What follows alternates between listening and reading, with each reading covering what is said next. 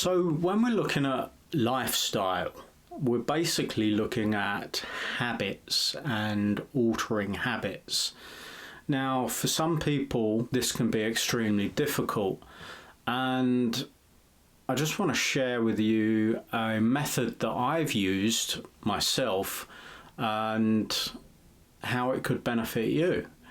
So first of all, we've got to understand how a habit loop forms, the method of forming a new habit, which is you get the trigger or the cue, you then go and do the thing, and by doing the thing, you get a reward. Depending on that reward, that can either lead to you having beneficial outcomes and reinforcing that, or it can lead to sort of guilt and shame if it's not a very beneficial habit, and then you can get in a negative habit loop. So examples of positive habits would be exercise. Examples of poorer habits would be comfort eating, smoking, drinking, something like that. Now, the fundamental difference between things that are good for you and things that are bad for you, in my experience, is the things that are good for you, you tend to get a delayed gratification from. Like exercise, you very rarely feel good doing it.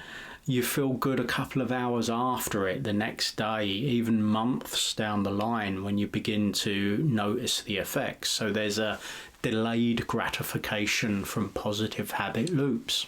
The negative habits, comfort eating, smoking, drinking, for instance, if we're doing those to excess, you're getting an immediate dopamine hit, but they make you feel worse down the line. So you eat the sugary snack, you get that insulin, you get that sugar rush, you get that dopamine hit, you feel great almost instantaneously. Then a couple of hours later, you get that downward trend, you get that crash, you get that insulin spike, that dysregulation, that inflammation, you're damaging your immune system, all sorts of things like that. So that's just an interesting little side note when it comes to habits. Like a positive habit will generally be fairly difficult in the moment of doing, but it'll feel great afterwards, a while afterwards. And a negative habit, you're gonna feel great immediately afterwards, and then you're going to feel worse down the line. So that can help us distinguish positive and negative habits. Of course, there's exceptions, but I just find that interesting. Once we understand the habit loop, so you get the cue, the trigger, then you go and do the thing, and then you get some sort of reward afterwards. Now, when we're looking to build a new habit, a new healthy habit, it can be very useful to schedule that so it's no longer vague. It's, I'm going to do this habit, this new habit at this specific time on these specific days. That can be very useful for the gym. So it's not, I should go to the gym or I should exercise. It's, I'm going to do this new thing at this time, then it's in the schedule. Another great way to implement a new habit is to do something called habit stacking. Now that is utilizing this habit loop, utilizing the cue, the trigger, the action and the reward of an existing habit, but piggybacking a new habit onto it. So in my case, I wanted to increase my pull-ups, and I was working offshore at the time on a gas rig in the North Sea. Now, I was going to the gym regularly, but I was noticed my pull-up game was weak. So I decided that the best way to improve my pull-ups would be to do pull-ups regularly through the day, sort of greasing the groove. So just doing as many pull-ups as I could at regular intervals. Well, not even doing as many pull-ups as I could at regular intervals, but just doing 2 or 3, 4 or 5 through the day as I was able. But this was proving quite hard to kind of schedule in. But on this particular rig, the tea point was next to the gym. And I knew that by force of habit, I was going to be having 5 or 6 cups of tea or coffee a day. And that habit was locked in. And now this was a brilliant example because it's got all those habit factors locked in. If you think about it, the trigger was going to make a cup of tea. So I'd walk to the tea point, I'd put the tea bag in the cup, I'd pour the hot water into it. I'd then go in the gym and do my 4 or 5 pull-ups. I'd then come out and I was rewarded with a cup of tea.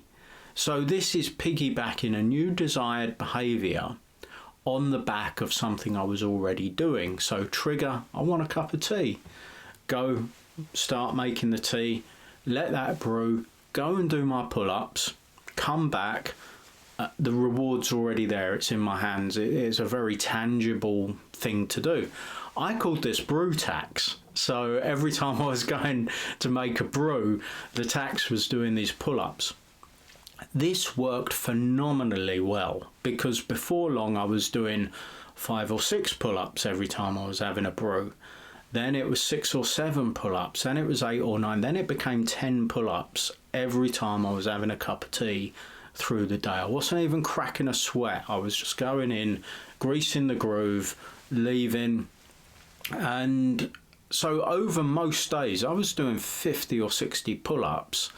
And then when I was going to the gym, as you can imagine, my back strength, my lats, my pull-up game improved phenomenally. To this day, I'm very good at pull-ups because of this process.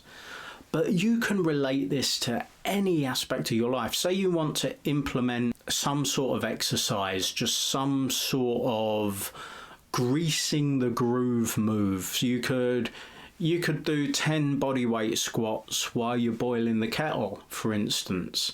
You could do, say you watch a lot of telly, you could do a couple of push-ups or sit-ups or a yoga posture or some breath work when the adverts come on.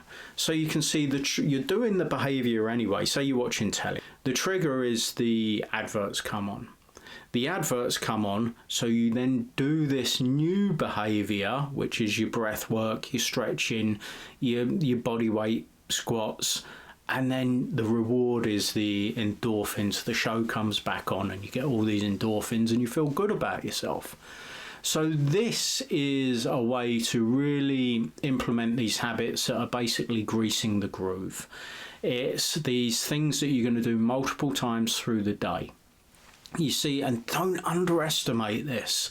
A lot of people think starting a new fitness regime or stretching or breath work has to be this big thing and you have to completely rearrange your life and schedule out this whole hour a day or some specific block of time. Yes, that is one way to do it and that can be very, very beneficial. But another way to do it is just to do these micro doses through the day, greasing the groove. You know, if you're having a few cups of tea every day and you're not doing any, say, body weight squats, then all of a sudden you're doing 20 or 30 body weight squats in a day. That's going to add up over a week. That's going to add up over a month. That's going to add up over the year, and you can alter the dose. So see how many squats you can do as the kettle's boiling. See how long you can hold a particular yoga posture whilst the adverts are on. See how many rounds of breath work you can fit in a day when it's piggybacked on top of something you're doing anyway. So habit stacking is utilising this idea of I do this, so I do this. I do this, then I do this.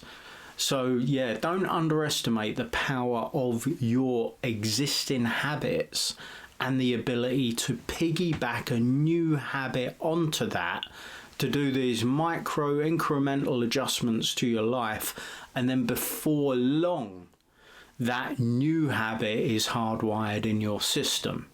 So I hope you find this helpful. We all have these neurological processes, we all have these habit loops anyway. Utilize them, piggyback off them and get maximum benefit from your current behavior. Have a great day. I'm Daniel Wellard from Breath, Behaviour, Belief.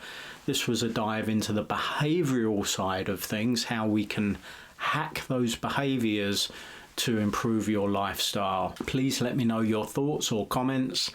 I'll get back to you. Have a great day. I'll see you soon.